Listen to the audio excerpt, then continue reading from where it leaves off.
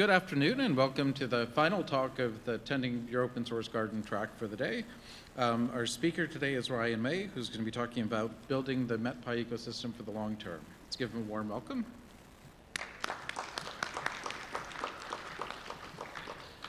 All right, thank you, Matt. So, to set the stage for today, start with the one question, first question here is, what is MetPy? So for those not familiar, and it's not a room of meteorologists, I don't expect everyone to be familiar. MetPy is a Python toolkit for meteorology. Been around since about 2008, but that sort of has a star because that was when we kind of started hacking something together in grad school, as you do. And then that kind of went dormant for a few years before I got my current position at Unidata. And then it picked back up in 2015. So what we do is we read in our variety of esoteric data formats that meteorology has clutched to for reasons, legacy systems and all that. Also domain calculations and analyses, whether that's thermodynamic calculations, various other types of physics calculations. Essentially doing whatever the relevant physics in meteorology you want to calculate on data, that's what we're trying to provide there. As well as all our interesting different visualizations that we have. And so if maybe AstroPy is another thing that's similar domain-specific toolkit. We're used in research. Last I checked, I think 200 some publications have cited us, which is great, and at the same time terrifying. Education and operations. So for operations, what we mean by that is, National Weather Service in the United States, they have offices across the country, they produce forecasts, warnings, whatnot for you. Public safety and other uses. MetPy gets used by them in some of their maybe less official stuff, but I do remember someone coming up to me at a conference saying, oh yeah, MetPy is great, we use it in our severe weather situational awareness display, and my jaw just hit the floor. It's great to be needed, it's great to know that you're filling a niche that people use. It's also terrifying to know that people's jobs rely on code you've written, especially when you know how often that code, how often it failed, at least in putting it together. And we're built on a lot of the other tools within the scientific ecosystem. So that's, get my timer going here. So that's, Pint, Pooch, Traitlets, some of the smaller ones, and then the biggies down there, Xarray, NumPy, SciPy, matplotlib, cartopy, PyProj, basically any bit of piece, algorithms, arrays with metadata, plotting on maps, plotting. We don't want to reinvent those pieces. We just want to fill in the pieces that meteorology needs. And so as an example of what that looks like, there's, kind of the things we're trying to produce. It's not a prototypical image. It's not image-filled plot. It's not contours. This is what we call a station plot. So that's weather stations at the surface of the U.S. Plots a whole bunch of information all at once. Your wind direction, sky coverage, air temperature, dew point, current weather, all of those things all at once so that meteorologists at a glance can see what's going on, across the area. A lot of work trying to make matplotlib generate this kind of thing. Some more pretty pictures. There's a satellite image on the left with some wind vectors and contoured upper air data. We also do, the right would be a thermodynamic diagram using weather balloon data. And so just a lot of abusing matplotlib to try and get it to generate this, which is, it's evidence that truly, the saying is you can make matplotlib generate pretty much anything you want it to if you're willing to dive deep enough into it, and MetPy is another good data point in that regard.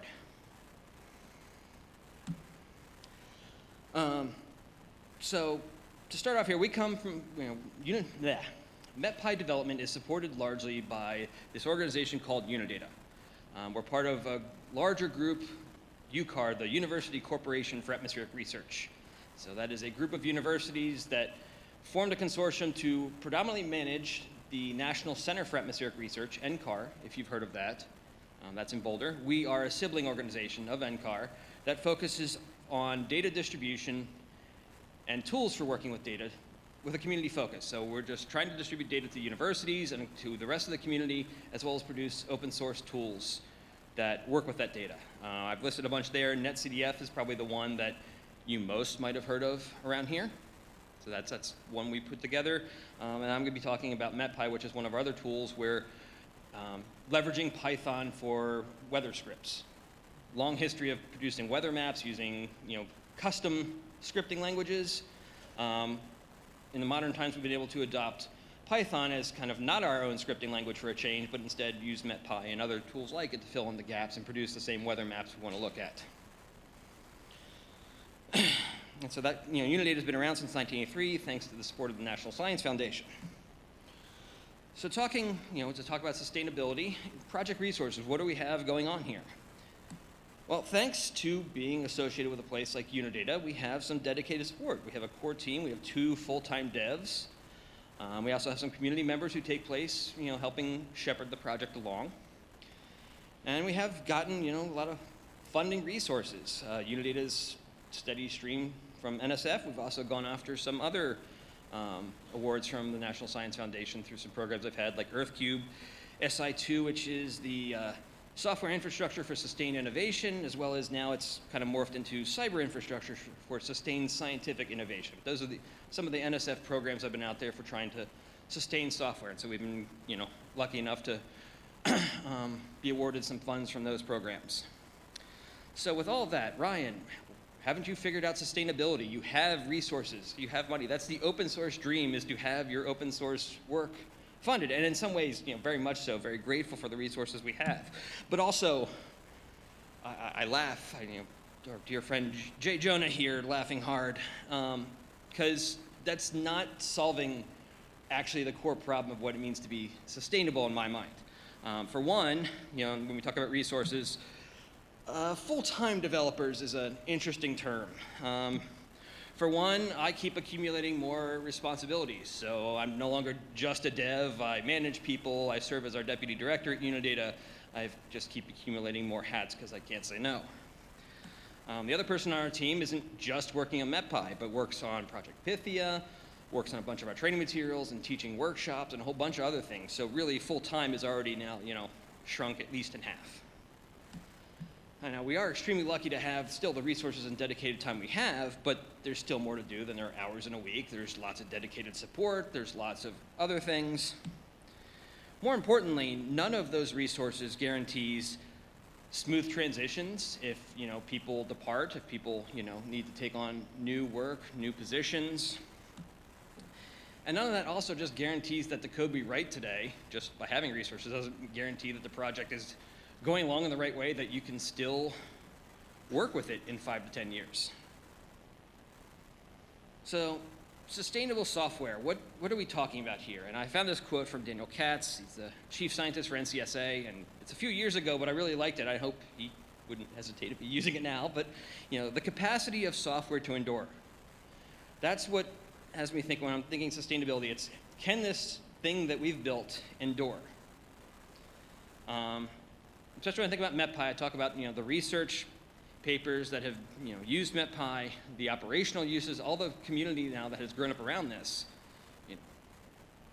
Given its importance, how do I feel about it being able to continue on for the long haul, whatever that long haul may be? Maybe we're all moved off of Python in another 10 years, given how atmospheric science moves. It's not going to move that quick, but the idea that maybe there's eventually an end to the utility, but we have a longer term prospect here for keeping it going. I'm not planning on going anywhere, but I am trying to plan for, should I no longer be around? Should I move off, finally have to give up my development hat? Or anything else? And when it comes to that sustainability, I've seen projects that still have plenty of resources, paid developers, and yet the project has just become an unmanageable mess. Brittle to change. You can't make anything new to it because of fear of breaking everything else you have, either no tests or the way it's structured or all sorts of ways that can go wrong. So sustainability isn't inherent to having people funded to work on it. And I've also seen a variety of projects that have to cope with unexpected transitions. Either the best case scenario, someone's going off to a new job, but personally at Unidata we've actually had a couple staff members depart untimely, and managing an unexpected transition on projects that don't have a lot of people on them, or in some cases, one person on them. The one person working on that, was no longer around to answer questions and help transition the code. That is a rough transition to do. So, how I've been looking at this and just the things I've thought about to try and keep MetPy in a sustainable path, and the things that I think have been important for us. Automate everything. I'm a fan of automation. It's also fun for me to work on those things, so that just naturally feeds back into each other. But I think it's also important for project sustainability to have some of these things in automation where you can. Bugs are inevitable, and that isn't maybe so much a sustainability thing as when we have our philosophy of adding things or when we're doing things, bugs are going to crop up. It's not about shipping perfect software. If you've developed in here, that's not a thing. But it's just putting in the infrastructure and having the guardrails that you can cope when things are wrong. Put in more tests to make sure you catch, when something is fixed, it stays fixed. Things like that. The idea that if you're running into something that feels painful, that you should try automating it. And not have these things that, God, I'm so tired of dealing with this on the project. I don't look forward to making a release, or I don't look forward to needing to, deal with updating the docs on the website. All those kind of things, that's a source. Automate those so you're not bogged down by tedious tasks. Test, and more tests. That's kind of, at least in terms of knowing what's broken, knowing have things changed, coping with ever-shifting sands of, depending on a lot of other scientific Python projects. Test is great to know that, okay, scientifically we could have all sorts of fun debates of, did I actually code that algorithm up correctly? But at least you could say, okay, the value I believed it was putting out a year ago, it's still putting out, and we can trust that nothing's changed underneath us. Keep our infrastructure in Git, so we don't want to minimize what's not in the core project repository. In terms of where things are. We don't want too many places to look to try and find, where was that thing? Where's our release document that describes the release process that I need to go find when a new lead comes on, take over the project? How do we communicate how we make software releases? Where's the credentials to upload the PyPI? All those kind of things. Try to minimize that, and what you can, when you can't minimize them, keep them in Git so that at least they're there, they're tracked, and they're one place to find it. And then try and rely on organizational accounts over individual accounts. To one of our developers' untimely passing, the only reason we managed to get back into a PyPI account for one of those software projects was because we managed to find a plain text password hidden in a home directory. Otherwise, we might still not have that account back. So the tools we've been relying on sustainability versus, we'll talk about the social aspects of sustainability later. GitHub Actions is kind of the core of everything we do. And I'll talk more about what GitHub Actions is. We host our docs on GitHub pages, rely on some other tools here for code coverage to just maintain and track what the coverage of our test is on the code base. And then we also have some static analysis tools that we run. I'm not going to talk too much about those. So GitHub Actions. GitHub Actions really is your friend for automation. Now in some ways, like the image there, it is making work for yourself or giving you new things to work on. But it also powers most of our project. It runs our test suite. Anytime there's a PR or a merge to main, we're running our test thanks to GitHub Actions. It builds our docs with every PR. Not only does it build the docs, but it automatically puts them up on GitHub pages for us. So there's no manual, okay, I need to go update our web docs. That's not a thing our development team has to deal with. We have options with GitHub Actions. We can actually do stable releases, and we can have an action on GitHub that backports PRs from when they originally went into main onto a stable branch. Running marked PRs against unstable versions. So we'll talk a little bit more about that, but we have a job that runs against upcoming release candidates or betas or sometimes Git main.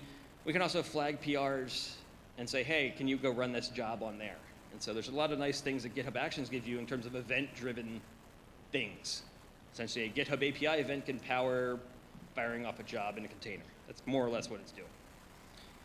And then it also, the thing I'm probably most proud of is the release process is completely built around GitHub Actions.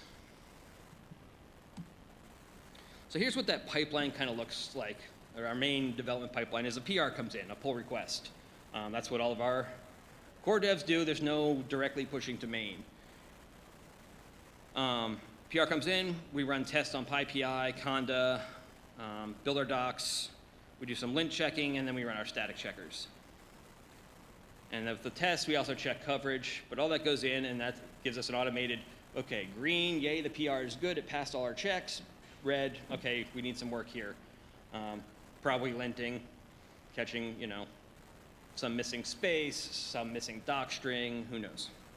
Or, you failed the test, and that's how we know adding things doesn't break the world is, the test suite all passed with the new additions. Of course, in the CI testing, we have a combinatorial explosion where we're looking at testing on PyPI and Conda. We're looking at Linux, Windows, and Mac. We've got currently 3 versions of Python, probably 4 when 3.12 releases this fall. That's a lot of combinations, not to mention checks without optional dependencies, checks without minimum. We don't do the complete matrix. That would be kind of ridiculous and wouldn't be friendly to the free resources we're getting from GitHub. Not to mention it would just take forever. I don't want to wait an hour to merge a PR. I want this to go quickly. So we pick and choose some. We have what we think is good coverage, but just trying, if it's also important, like, oh, we say we support NumPy 118. Do we still actually run on NumPy 118? It's good to have a job to check that. And we actually have it automated to just pull that out of our project metadata and generate the right set of dependencies.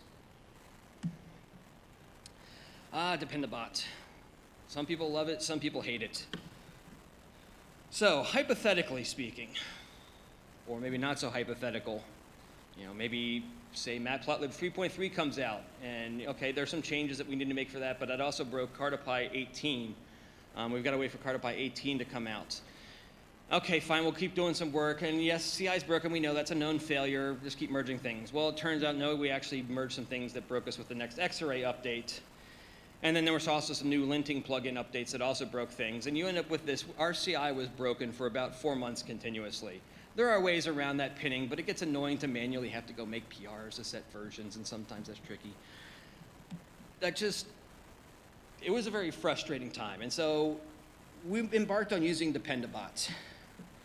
That's a service provided by GitHub that can automatically update your dependency files in Git. It will issue PRs for you that will incrementally update those versions. What I like is that doesn't, PRs never now, oh, it broke for reasons unrelated to the change being made. That's not a thing in our CI system 99% of the time anymore. If a version's changing on something that's coming in a separate PR, we can address it, make any changes necessary to cope with a new version, and do it there. So that's what it looks like in practice. You get a PR. It says, hey, I'm bumping NumPy from 124.4 to 125.1. If you can see, maybe in that lower right corner, there's a little red X, meaning the test actually didn't pass, and that's because for some reason that broke one of our matplotlib image tests, and it also broke one of our doc tests for silly reasons, but able to make commits just for that version of NumPy. Those go in with that PR, and you can see also there the green check mark, meaning now everything's happy, so that PR is ready to be merged in. So I like Dependabot. I'm happy with it. The reason lots of people don't like it, and I'm with them on this, is it can be very noisy. Lots of PRs coming in, lots of churn on the versions because it finds everything. You can do some management around configs for how often PRs come in, and that can help with some of that. It doesn't understand Conda. We kind of fake it with PyPI dependency files, and they just happen to work for us for our dependency suite on PyPI, or on Conda as well. Although I do have to wait for Conda Forge packages to update for that. It's not perfect, but it's better than having my CI broken for months. And also it's tricky to deal with. We end up moving in Python versions wholesale. So when X-Array stops supporting Python 3.8, we can't merge that version bump until we also drop support for 3.8. It's that kind of thing. Not ideal, but not the end of the world. We also regularly test against unstable dependency versions. These candidates get main. We have a nightly cron job that runs all those tests, and also runs on specifically labeled PRs. The release workflow, another piece of automation that just keeps the project going. We use GitHub's automated release notes, and then we click the button and make the release in the UI, and that kicks off all the bots. It uploads the packages. We use PyPI tokenless updates, and Conda Forge bots handle all that for us. And that's kind of what that looks like. My making a release is using GitHub's UI to make a release. I don't do any manual package uploads or anything. That's all bots building and uploading. Skip the documentation deployment, not too much there. Here's what I really want to get to is, does that make us sustainable? Maybe. The infrastructure helps. Automation's good. Having all of that encoded in there, the release process isn't something that someone has to learn. Or you learn to use a GitHub UI and create a new tag through the UI. That's all great. We're easier to maintain because of this infrastructure. We have fewer tedious tasks. Basically self-documenting in some respects. There's no separate document that needs to say, okay, you need to upload here, you need to call it this, you need to do this. GitHub Actions takes care of it. Releases are easy, which makes it easy to release often. We're also tend to be stable. There's no stabilization period for a release. Artifacts are nice to use when we catch problems earlier. The challenges. Well, workflows themselves don't maintain themselves. Some days I feel like I'm a CI engineer and not an actual package maintainer. There's a lot of churn out there in the scientific Python ecosystem, and maintaining image-based tests from matplotlib. It's a chore, but I'd rather have them than not have them. But image-based tests they're brittle. So instead of having a seatbelt that makes you feel comfortable, it's more like strapping up for a roller coaster ride. That, it's a jungle out there.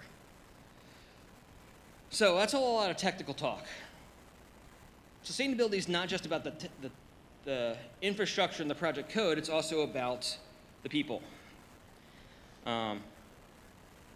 People's not my strong suit, but I also think it's the most important thing we have facing us in terms of trying to make the project more sustainable. Having more people involved, more people who can take over. So we have two areas I'm just going to briefly mention here. We have a Unidata summer internship, and we've been trying community calls. So this Unidata summer internship kind of modeled off of Google's program, the Summer of Code. We have the Unidata Summer of Code, where we have students spend a summer with Unidata staff. Goal is to try and build the connections, and for us on MetPy, it's worked largely, actually. About a third of the students who've spent a summer working on MetPy have actually stuck around the project in some capacity. Not always as maintainers, although at least one of our current, I'd call core team did come to us from the intern program, but we've had a lot of other good impact within the community, so that's been pretty solid. Community calls, it's been challenging. We have bi-weekly open dev calls, and we put those out open and say anyone wants to join can, but I get the impression that dev kind of scares people off. If I'm not an actual MetPy dev, I shouldn't do that, I shouldn't show up, I'm not welcome. So try to start, okay, open community calls. We're going to just talk about, hey, what's been going on. If you want to come and share any problems you've had or successes, cool things you've done with MetPy, we'd love to hear it. One had pretty good turnout, one had not so good. Still a work in progress. But the path, trying to turn contributors into maintainers is, a lot of projects have this problem of, we can get the drive-by contributions, or you can get some people who maybe are repeat, 2 or 3 PRs come in. But trying to get that from a repeat contributor to a project maintainer is sometimes a hard bridge for lots of projects to cross. We've had 64 contributors to the code base from outside Unidata, but we only have 4 core maintainers, so that filter, that funnel, really gets restrictive. And I just wanted to pull this from we did a user survey, and I always like asking this question of, have you ever considered contributing code, documentation with a pull request? And the split between no and no that sounds intimidating is always amusing to me. So solid, 27%, or sorry, 33% say, no, that sounds intimidating. I would never do that. And so, trying to fight the imposter syndrome and make that less scary is something we've got to work on. So my lessons here on the people, I don't have a lot to share of great success stories. This is the secret. I mean, we could see it from some earlier talks in this session. On MetPy, we have a lot of work to do because I really believe trying to get more people. It's not necessarily to do the work right now at this time, but it's more people in the community who feel like this is a community resource, taking ownership and wanting to be involved in helping set the direction and steer it. Building maintainers is hard. But we have had success, catching them early. Direct mentoring, I don't think it's just because of students, but I think it's that direct contact. You spend 11 weeks working on something, you might grow attached. And I'm better at the code stuff than the people stuff, and I'm gonna keep trying to get better at that, but you know, that engineer introverted brain is not necessarily wanting to, I'd rather reach out to my keyboard than, you know, people.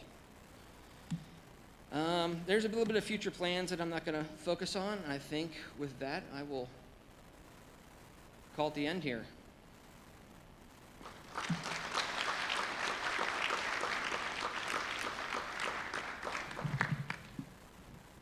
All right, if you have questions for Ryan, please come on up to Murdo and or ask your question in Slack.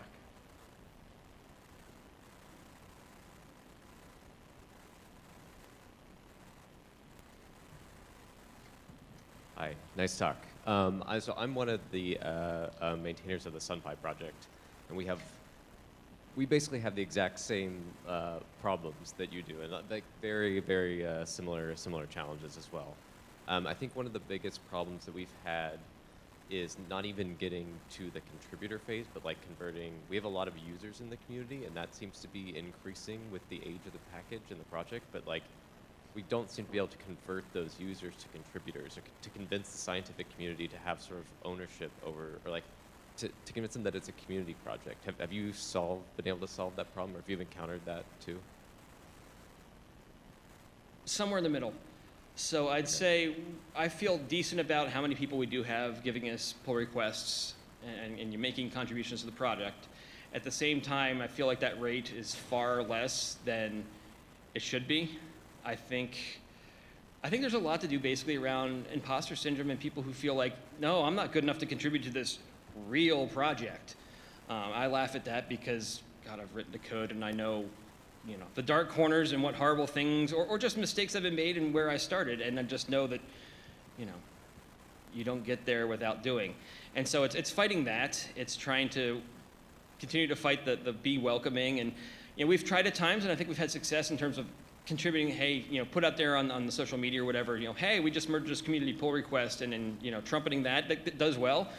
The key, and this was in the earlier session as well, timely pull request reviews. So if you're going to solicit community pull requests, you need to be responsive to them. And honestly, sometimes when we're struggling getting our cycles in, you know, it's hard to get to the pull requests, and letting them languish is not great for that. But we have had success at times getting the drive-bys, the one-offs, and actively, you know, you see someone talking on Twitter about your project, and oh, what cool thing they did. Hey, would you like to make a pull request for that?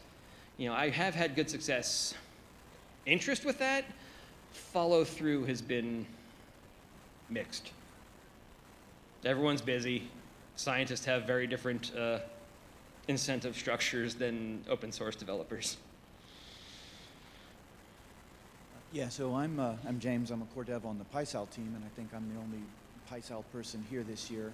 But we have the exact same kind of problems that you're talking about. And for example, one of them with this idea of unknown passwords, there was an accident several years ago, and luckily nobody was super seriously injured, but it raised that point of, okay, more people need to have the keys to PyPI and so forth. But we're also now trying to codify a hierarchical structure, maybe of what happens when Serge Ray happened, or when he wants to retire. Who's going to take over? Is it going to be Levi or somebody else? We don't really know. And so having that in a more templated version across some of the major and minor packages, so we know what's going to happen if somebody does have an unexpected illness and who takes over. And also that ties in with the infrastructure and the packaging. It's something that I've taken on in our community, and it's a lot of work to get stuff to work right, especially if it's not your day job to do it. And I like doing the kind of stuff that other people don't like to do, so it's kind of a win-win in our group. But something we've tried is have our own project repo for this submodule template to hold all of the infrastructure pieces, so that other submodules within the PySal ecosystem can benefit from it. But it sounds like there's, of course, obviously other groups that are going through that. And so if we can work together to have maybe an own GitHub or GitLab repo with just examples for how to create good GitHub Actions, how to create great testing in simple ways and doc releases, then everybody could really benefit from that. for sure. That actually sounds like a great idea to have that out there. I will say just to I don't know if I emphasized enough in here, but PyPI now has support for trusted uploads, and so you can do uploads to PyPI with no passwords, no tokens associated with any user's account. You can just configure your project to accept uploads from a particular GitHub workflow. Fantastic, easy to configure out of the box, and just completely eliminates the need to have any kind of shared secrets on at least that front. There's a question in Slack from Martin.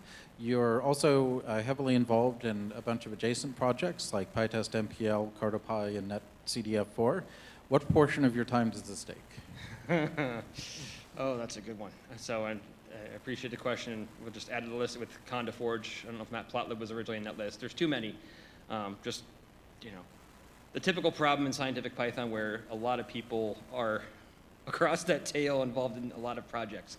The breakdown on time used to be more. It's dwindling as I keep, like I said, accumulating hats at work. That takes more and more time, and it becomes do MetPy or do PyTest MPL. And so I've been focused on the MetPy side of things, and those things kind of have gone by the wayside. Hi, yeah. Sorry if you already answered this in your talk, but what discussion forums do you use in your community, and do you have any thoughts on the different options? Forums. I don't like what's out there. For discussions, we have GitHub discussions. I'm not too picky about people using issues or discussions. That's where we've focused. For support, we rely on some Stack Overflow, and then with Unidata, we do direct email support as well with our community. But I'd like there to be another option, but also I hate Discourse myself, that package. So nothing against it. It's just I honestly don't need Slack plus Zulip plus Gitter plus this and that. I'm kind of overwhelmed by how many options we have out there and needing to be in every place. So not great on the discussion side. We put in our community discussions, and it's not particularly active. Let's thank the speaker one more time. You've got about 15 minutes to prepare for lightning talks.